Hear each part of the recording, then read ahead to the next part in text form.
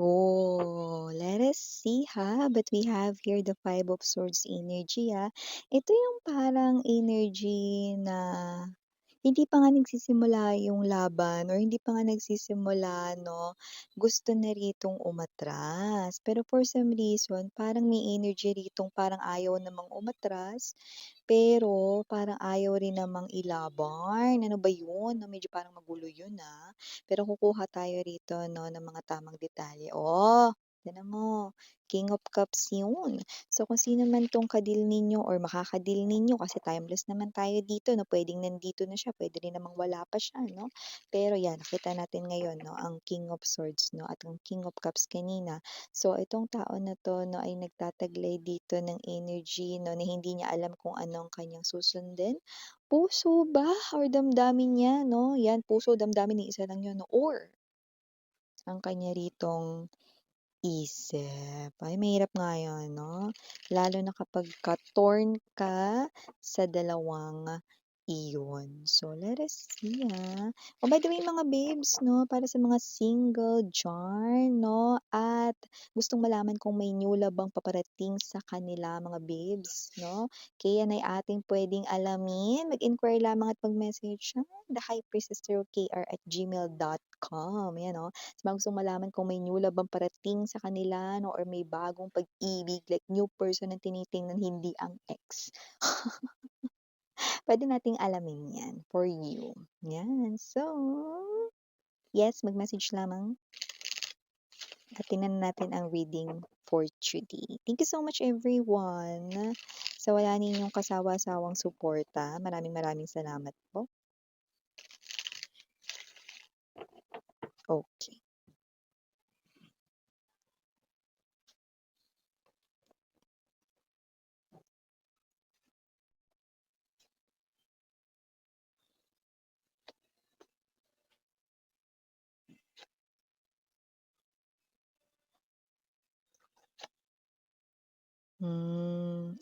Yeah, 'no. I agree din dito 'no. So kung sino man 'tong ka-deal mo na ito 'no, it looks like 'no, parang ang nakikita ko sa kanya dito 'no, is parang yes, okay, parang ito yung klase ng energy 'no na puwedeng magmahal 'no, pero kailan mo ba talaga masasabi sa sarili mong handa ka ng magmahal talaga, 'di ba? So, may gano'ng klase ng energy. So, this person right in here got hurt in love with the Ten of Swords energy and with the moon and there's this star, it looks like naghi-heal na siya ngayon. Okay? So, maybe this person right in here, no, ay processing recently or this past few years because of a broken relationship with someone na kanyang nakarelasyon sa past and it looks like this person ay now healed or healing already, no? And now, it looks like this person here is saying yes to love. Yeah, we have here the tower. It's something difficult, something hard na pinagdaanan niya when it comes to love.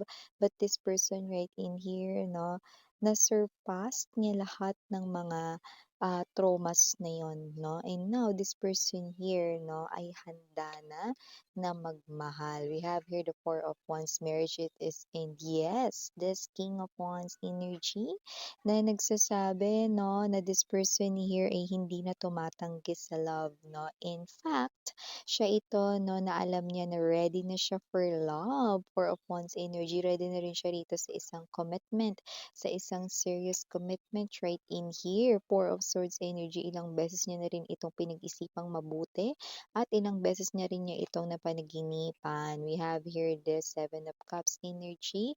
Lovers, yes, no? Nakikita natin dito. Mamaya babanggitin ko sa inyo ano yan. And yeah, the Ten of Coins ay nandito. Bottom of the deck, Four of Cups, full energy, and yeah, the Two of Cups. Ang love, nagpa-fly-fly lang 'yan sa paligid ng mga human beings, ng mga tao 'no.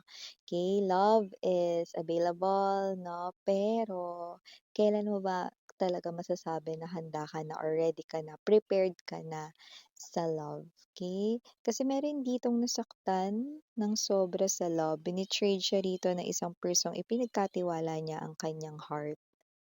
Ten of Swords energy. To the point 'no, that the special person na trinato niya ng sobra rito 'no, like binigay niya rito yung whole life niya for that person, ended up na bini-trade siya and ini-stabbed in the back ng ilang beses with the Ten of Swords na naka-struck sa kanyang likuran.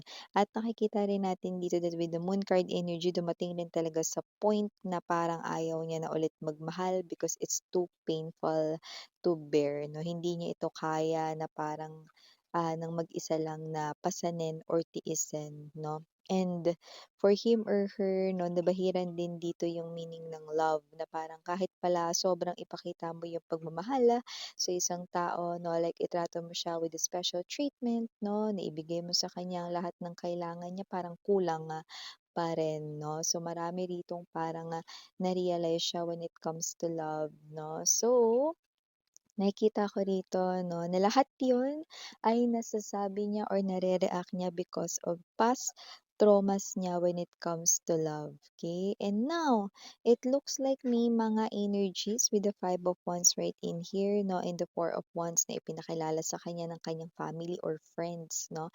But it looks like lahat 'yun 'no ay, nakaramdam siya ng fear 'no, scared siya rito, afraid siya rito 'no, to try again 'no, kasi baka masaktan na naman siya ulit, okey? But it looks like 'no, nakita ko rito nang dumating ka o yung iba 'pag dumating ka na sa buhay niya 'no, so nakikita ko that this person here 'no, ay kahit makakaramdam rito ng parang takot, kahit makakaramdam dito 'no, ng parang pagkabagabag, pagkabahala na baka maulit na naman 'no, for some reason iba yung nararamdaman niya sa'yo, na kahit natatakot parang gusto niya pa ring sumubok 'no, na magmahal ulit 'no. So, makailang beses ka niya ritong iiwasan 'no. Nakikita ko rin dito na maaaring siya yung maging on and off sa umpisa sa inyong koneksyon, pero yung kanya mismong intuition at ang kanya ritong damdamin ang magtutulak pabalik sa kanya sa'yo 'no. At kapagka nangyari yun kasi kaya siya dito parang paandap-andap 'no, na parang ilaw na malapit ng mapundi. Dahil nga sa mga nakasakit ng kaniyang puso't damdamin, yung mga kwents niyang mga ex, yun, eh, 'no? Kaya nadadamay tuloy pati ikaw rito pero for some reason 'no, hindi niya rito lubusang maiiwasan ang iyo rito na energy. Dahil nakikita ko 'no, na the more na iniiwasan ka niya or iiwasan ka niya, the more na gugustuhin niya ritong sumubok ulit when it comes to love 'no. Dadaan siya rito sa malasiso, roller coaster dito ng mga decision 'no, yung kanya ritong confusion, lahat-lahat na 'no. Nakikita ko rito mahihirapan siyang takasan niyang mga 'yan 'no, up until yun 'no, bago natin pag-usapan pa more pabitin, batiin muna natin everybody. Hi and hello there everyone, my name is Yan. Welcome new subscribers, returning Eastern buyers, puyaters, maraming salamat. At kung di niyo pa alam, meron pa po tayong other channel, link down below sa ating description box. So if interesado, i-click lang po yung link dyan para mapunta po kayo doon. Araw-araw yung nag-upload tayo ng collective readings for all signs there, no? And yun nga natin gender dito, so babae, lalaki, LGBT. Lahat ay welcome. Puwede rin pong i-switch ang roles dahil possible magpalit, general reading kasi ito. At the end of the day, lahat ay may free will na free mong gamitin anytime, anywhere 'no. Alam mo, sa umpisa mga mahal 'no, gano'n naman talaga, okey. Nakakatakot na sumubok ng love lalo na kung hindi mo siya kilala. Okay, that someone 'no, ay one stranger sa'yo. But I repeat, 'di ba nung isinilang ka sa earth, 'di ba, yung unang dilat ng mata mo, stranger rin naman yung mama mo, yung papa mo sa paligid mo, 'di ba? Pero nung nagkakaroon ka na 'no, ng parang pagkakilanlan sa kanila, you start to love them, 'di ba? So whatever the case may be, this person is worth a try. Nakita ko worthy siya rito 'no, ng iyong time at hindi niya ito sasayangin 'no. And for some reason meron kasi kayo ritong twin flame connection 'no, kaya medyo mataas at malakas ang hatak or force niya sa'yo, 'yan 'no. Force, hindi yung pores sa mukha or sa balat 'no. So, kasi naman 'tong energy na 'to 'no, yung magnetic force ay very intense 'no, at ito ay titindi at lalakas 'no kapagka iniwasan ka pa niya more. Kasi nga natatakot siyang masaktan ulit 'no. Pero mga babes, nakikita ko rito na itong tao na 'to 'no, ay makikita rito 'no, na ikaw ay sadyang kakaiba 'no. So, nakikita ko rito na ipapakilala ka ng isa sa malapit na tao sa buhay niya. Puwedeng kaibigan, puwede rin naman na kamag-anak, relatives, or even family members. So, nakikita natin dito na itong person na 'to napapanaginipan ka na rin niya rito 'no, bago ka pa niya nakilala. It is because of the twin flame connection that you have 'no, na hindi mo known sa iyong self, okay. But I do see that clearly here 'no, very clear at nakikita rin natin dito 'no, that this person here ay also makaka-receive ng mga signs before ka dumating sa kanyang life 'no, and nakikita natin dito 'yan. And nakikita ko rin dito that with the 10 of coins energy, I do pick up 'no, na magkakaroon rito ng mga sitwasyon sa ayaw at sa ayaw niya. Kasi nga nakikita ko na magiging matindi ang kanya ritong parang pag-run away sa'yo. Kasi nga the feelings ay coming in pretty strong and this person here starts to get scared. Kasi bakit or paano kung makasakit na naman ang damdamin ko? Parang I mean, paano kung sumakit na naman yung damdamin ko? Yan, yung sinasabi niya rito na pasintabi na lang dun sa mga ano, bago. Naja-jumble-jumble ko yung mga Tagalog words 'no. So yun mga babes 'no, at least yung mga puyaters diyan tsaka istambuyers alam na nila 'no, kayo na lang yung nag-a-adjust 'no. So, yun nga yung nakikita ko dito. So this person here starts to see you differently and this person here 'no, will stop running away from you, okay? Because the signs ay mas magiging matindi at matingkad. Okay, wala tayong gender dito by lalaki LGBT na ikaw ang pinakikita bilang kanyang the one. Okay. Ang taong ito ay nakikita ko na makakasama mo sa iyong pagtanda, pagputi ng iyong buhok, pagkababago ng iyong skin or balat, okay, magka-wrinkles ka man or whatever. This person here ay ang makakasama mong tumanda, no? And you will still be sweet sa isa't isa and nakikita ko no, na magiging happy kayo dito at family gathering ang nakikita ko dito magiging foundation ng inyong koneksyon. So parang, sa mga special na mga araw 'no, you will make sure that your family ay together.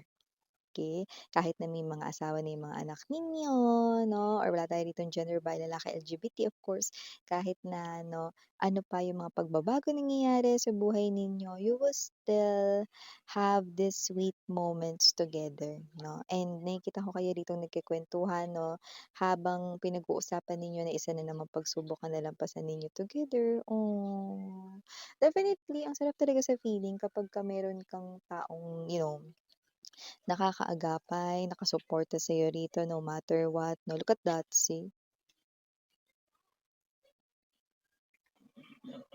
Someone who will hold your hand, someone here 'no, na hahayaan ka niya rito na humilig sa kanya rito 'no, na balikat 'no, someone here that will smile sa'yo rito 'no, and someone here na, ah, like a companion sa kahit na anong, alon or wave ng life mo 'no, mapa-small waves man 'yan, big waves man 'yan, high tide, low tide, bahala kayo diyan. Sasamahan niya kayo dito at ang maganda, nakikita ko rito na yung life niyo ngayon is parang normal, tama lang 'no, yung bahay ninyo sakto lang 'no, 'yan 'no, tama lang 'no, but I'm seeing that you will have an abundant life 'no, together with this person. So nakikita natin dito that with this 10 of coins, magkakaroon kayo rito ng mas magandang life kasama ang taong ito. So I do pick up, okey? Timeless tayo dito, puwede nangyari na sa iba nangyayari na ngayon, sa iba mangyayari pa lang. But with the Four of Cups, definitely this person right in here ay someone na nakikita ko na hindi niya rito ilulose ang opportunity rito mga babes 'no, na kayo ay makasama talaga. So hindi niya rito ilulose yung opportunity 'no, to be with you. So I do pick up that this person here 'no, kahit na parang, at times na nakakaramdam siya ng pagkatakot 'no, kasi siyempre trauma 'yun, iniisip niya na agad 'no, na rito agad yung isip niya, paano kung i-stab mo siya in the back? Paano kung, kagaya ka rin ng iba na niya? Paano kung, saktan mo rin siya rito 'no, 'yan. Pero siyempre kahit gano'n ang nararamdaman niya, nakakaramdam siya ng takot dito 'no at, ano pang mga parang gumugulo sa isipan niya 'no, parang mapapansin niya pa rin kung bakit kaya gano'n. Kasi dati may mga nakikilala naman ako at kapagka tinatanggihan ko sila, iniiwasan ko sila, wala naman akong kakaibang nararamdaman. Hindi naman ako nanghihinayang or hindi naman ako parang, nakakaramdam ng parang pagkalungkot o anuman. Pero kay collective iba. Ngayon na parang gusto kong takasan itong nararamdaman ko, bakit parang sa puso ko gusto kong magtiwala kay collective? Bakit parang sa sarili ko gusto ko na parang bumalik at, makipag-connect ng mas malalim na koneksyon kay collective 'no, yun na nga yun. Kasi nga may kakaiba kayo ditong magnetic force because you are twin flame connections 'no. You came from one soul na nag-split into halves 'no, at yun nga kayo'y muli magtatagpo after a very long time, yun, 'di ba? So eto nga siya rito 'no, handa siya ritong magmahal at hindi na siya rito 'no, aatras sa koneksyon ninyo. So yeah, for the initials right in here, so we do have capital letter S, capital letter P, o si SP, special person, and your specific person, no? We also have here M na capital, capital letter C, capital letter L, capital letter O, and capital letter D, capital letter H, and for other letters might not be capital, we have E, I, R, and small letter N. So yeah, ito yung mga mensahe right here for you guys. Again na, I'm your Yana Ani. Sarang love and light. Annyeong.